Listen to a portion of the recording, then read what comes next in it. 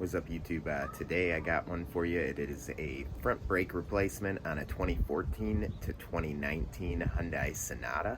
This will actually work for any Hyundai Sonata or any other car. It's just front pads. So same process for any vehicle, but today we're working on a Sonata. So stay tuned. Alrighty, today we are doing the front pads on this Hyundai, and we'll get started here. It's actually one of my wife's friends. They just basically said they had them done recently. They're hanging up, and they bought cheap pads. So we're gonna slap on a set of new pads, grease the slides pretty well, because I'm sure they're stuck, and go from there. Alrighty guys, so step one is going to be jacking up the vehicle.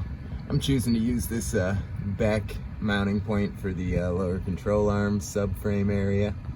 That's gonna definitely hold the weight of the vehicle, so we will jack her up and get this wheel off. Now with all the weight off of this wheel, it's front wheel drive, so it's not spinning, but as you can see, no more weight on it. Now we're gonna remove the lug nuts. I actually did nudge all these guys loose before I lifted it. You always want to break them loose before you take it off the ground.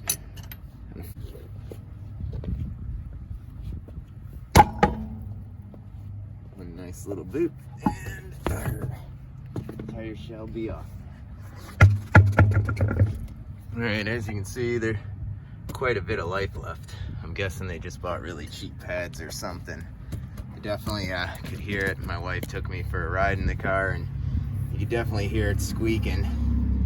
Rotors don't feel too warped, so we'll just do the new pads, grease the slides. I'm sure one of the slides is probably seized up. I've noticed a lot of shops won't do these guys. That's right here, the caliper slide. If you don't grease the actual slide in here, they tend to seize and stick. When you let go of the brakes, naturally it wants to budge off, so there's no pressure against the rotor. When they get seized and gunked up inside and all gummy, they'll push down and they won't release, so it'll drag and you'll hear that squeal. They hear it more when it rains, which... Alrighty, so back again. We're gonna take off the two caliper slides here now. There's gonna be one right here, if you can see me.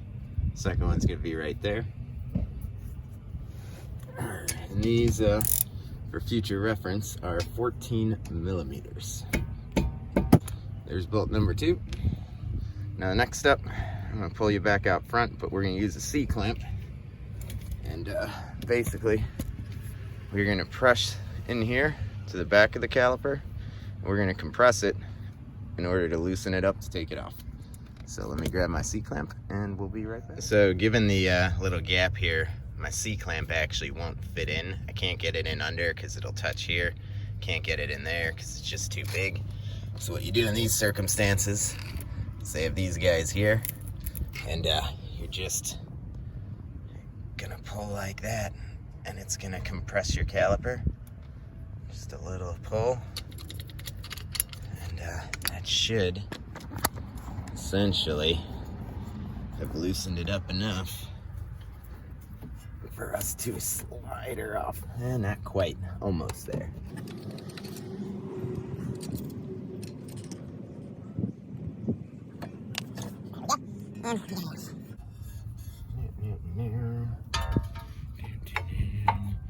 Take the pads off.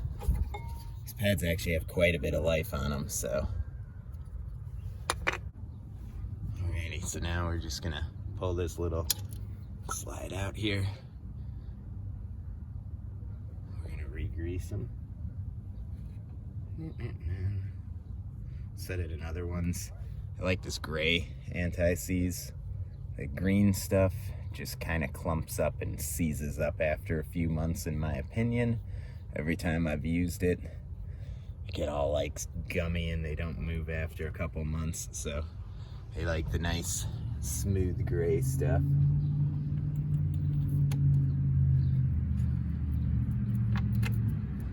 All right, nice and smooth movement in and out, you can see.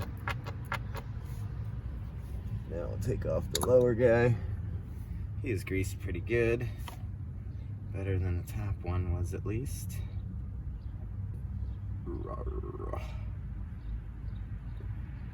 Should have some cooler, more exciting repairs coming soon. We're gonna do a lot of work on my project car.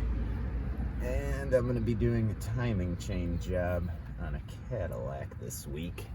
So that'll make for a pretty cool video. But other than that,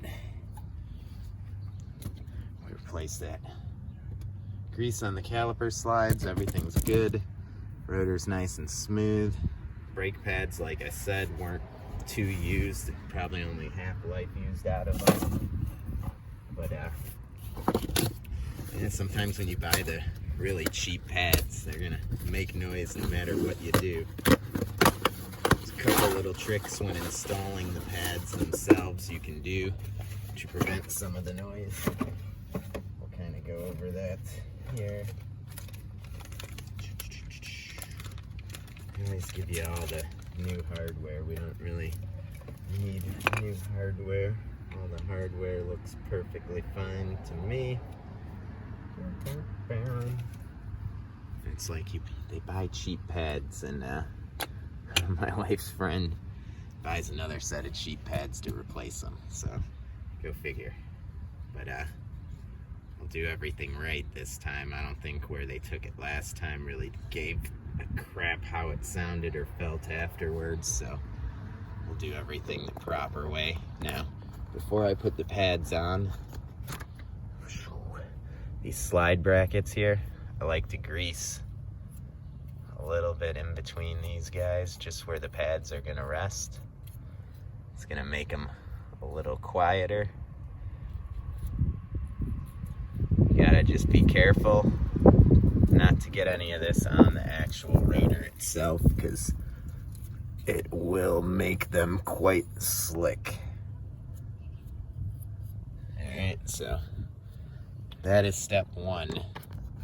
It's basically any point where there's gonna be solid metal on metal contact, you wanna lubricate. So the metal of the backing on the pads here, this is gonna rub in between here. So by lubricating it on both the pad itself, like so,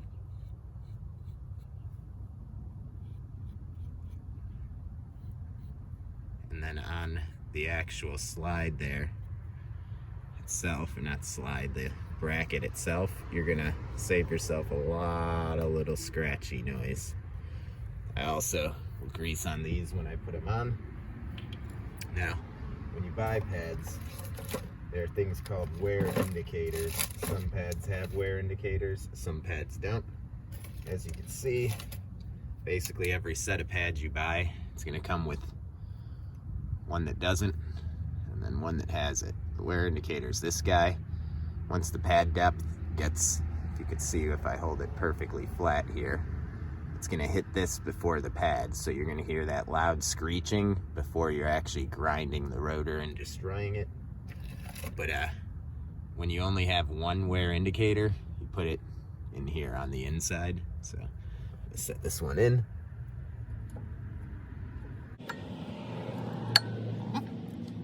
Like that one, grease those little contact points again.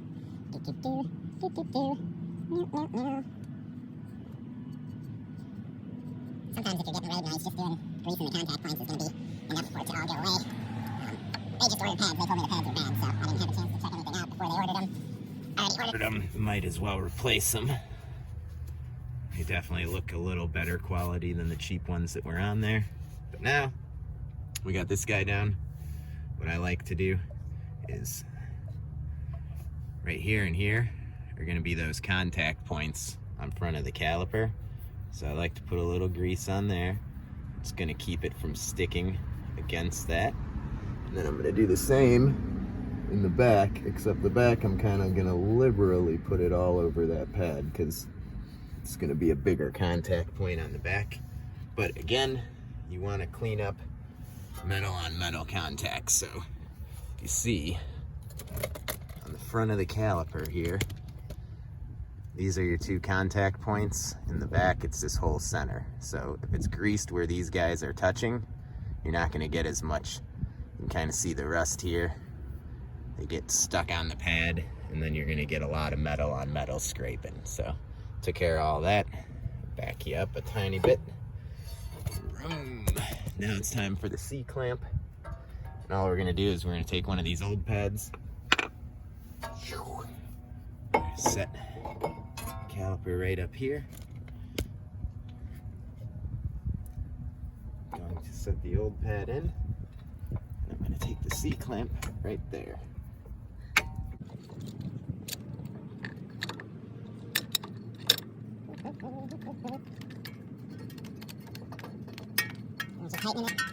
until we get that Piston cup there fully flattened, like so. As we see, piston's all the way back in. Now, all we got left is just to install this guy back on, which is just gonna go right here. Same place we took it off.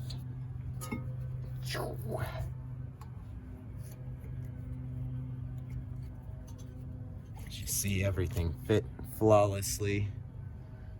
You gotta definitely make sure you push that piston back in or you're not gonna get them back on.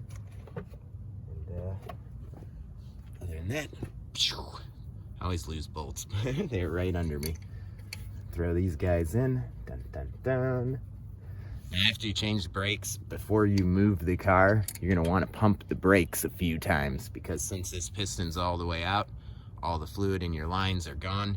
You're gonna wanna pump it back, build pressure back up in that caliper, or you're gonna go to stop the first time, pedal's gonna go to the floor, car ain't gonna stop. So always make sure you pump the brakes after doing a brake change.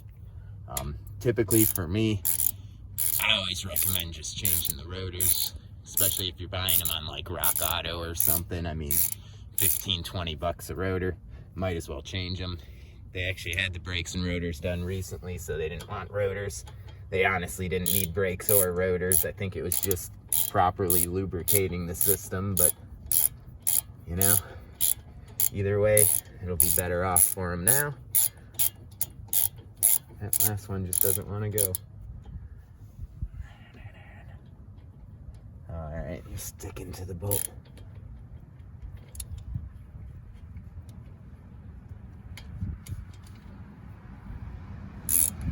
There we go. Sometimes when you're tightening these guys, like in the situation I just ran into there, they're not tightening. It's because these slides actually have a bolt right here. You can put a wrench on here and hold it. Typically, all you're doing is just trying to keep it from moving to tighten it. I'll just hold it with my hand while I tighten it. Works fine. Sometimes if you're breaking them loose though, and they're really stuck, you will need a wrench on that. But other than that, I'm gonna put the wheel on and we'll do some of that YouTube magic. We'll snap my fingers here. And all right, wheels back on. As you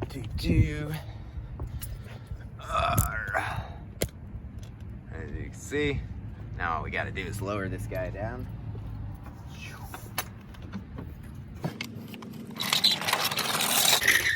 There you go. We're gonna snug everything one more time.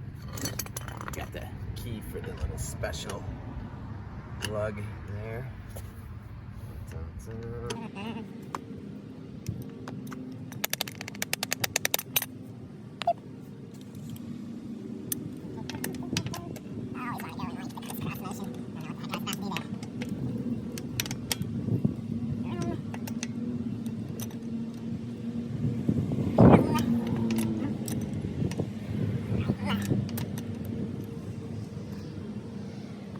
There you have it. That, my friends, is how you change the brake pads on a Hyundai Sonata. I think it's a Sonata. I don't know. Name of the car will be in the description, not my car. But that's how you change the brake pads. We'll do the other side. If I notice a problem on the other side, I'll bring it to your attention. But pretty much same plain cut, no difference. So catch you guys on the next one.